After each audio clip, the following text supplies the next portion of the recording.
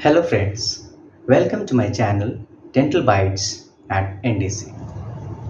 आज के इस वीडियो में आपसे मैं डिस्कस करने जा रहा हूँ एक रेगुलर डेंटल चेकअप की इम्पॉर्टेंस या आवश्यकता क्या है। अगर हमें डेंटिस्ट को दिखाना है तो कितने समय पे दिखाना चाहिए और हम क्यों नहीं दिखाना चाहते हैं, इसको भी मैं डिस्कस करूँगा। सबसे पहली चीज़ है, अगर हम एक रेगुलर विज़िट दे रहे हैं किसी डेंटल एग्ज़ामिनेशन के लिए क्लिनिक में या किसी कैंप में, तो हम अपने आप को एग्ज़ामिनेशन एक प्रोफ़ेशनल या स्किल्ड माइंड से करवा रहे हैं। तो खुद शीशे में देखना, मिरर में देखना या फिर किसी के थ्रू देखना, मतलब किसी स्किल्ड माइंड के थ्रू देखना, दोनों में एक डिफ़रेंस होता है। तो सबसे पहली चीज़ होती है कि अगर कोई अर्ली इनिशियल डिजीज़ होती है, चाहे वो टूथ की हो, चाहे वो गम्स की हो या ओरल म्यूकोसा में कोई अल्सर हो जो कि आगे चल कर के कैंसर में भी कन्वर्ट हो सकता है, जिसको प्री मैलिग्नेंट लीजन बोलते हैं। ऐसी चीज़ें एक स्किल्ड माइंड डिटेक्ट कर लेगा ईज़िली।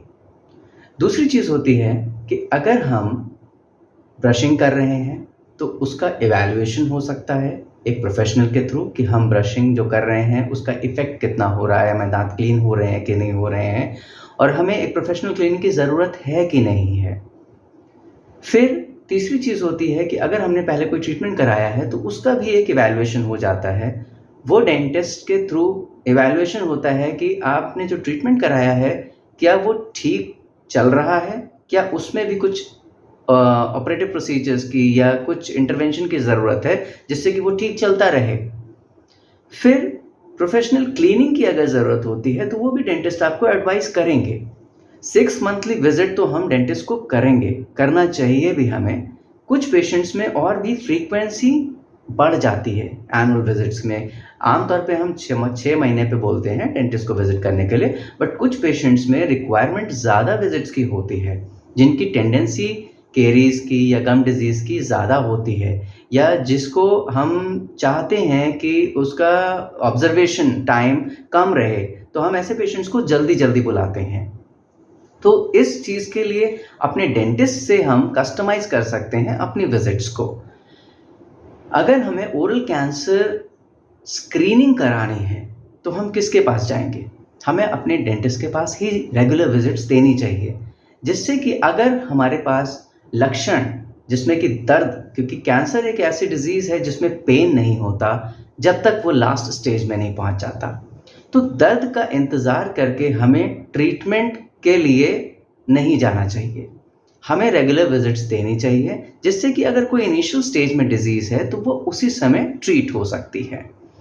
फिर अगर एक्सरेज की ज़रूरत है या किसी और इमेजिंग मोडालिटी की ज़रूरत है तो डेंटिस्ट हमें बोलेंगे और अगर इन हाउस हो सकता है, क्लिनिक में हो सकता है, तो वहीं पे कर लिया जाएगा, जिससे कि अर्ली डिजीज़ का डिटेक्शन हो सकता है। फिर हमें बच्चों को भी डेंटिस्ट के पास ले जाना चाहिए, क्योंकि उनके जो दांत निकल रहे हैं उनकी मॉनिटरिंग हो सकती है। इससे बच्चों के डेवलपमेंटल स्टेजेस के बारे में पता लग जाता है। हमें प्रिवेंशन और एजुकेशन के बारे में जानकारी अपने डेंटिस्ट से प्राप्त करनी चाहिए कि हम बीमारियों से या दांतों की बीमारियों से कैसे बच सकते हैं।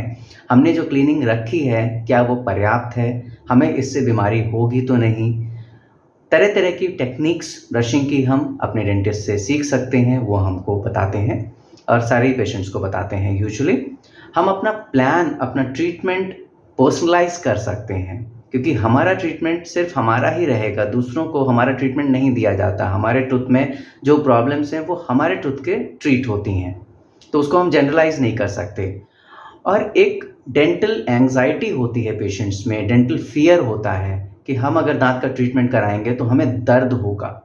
तो अगर हम रेगुलर विजिट्स करते हैं और उसमें ट्रीटमेंट ऑप्शंस को एक्सप्लोर करते हैं तो ऐसा पाया गया है कि ज़्यादातर पेशेंट्स को पेनलेस ट्रीटमेंट मिलता है। बट जिसको पेन हो रहा है किसी दांत में, अगर उसमें इंटरवेंशन किया गया और उससे अगर पेन हो रहा है तो वो एक रेजिडुअल पेन है जो पेशेंट एक्सपीरियंस करता है। एग्रेवेशन भी हो सकता है डेंटल विजिट में, बट वो मैनेजेबल है। तो इसलिए डेंटिस्ट की विजिट को अवॉइड नहीं करना चाहिए आपको।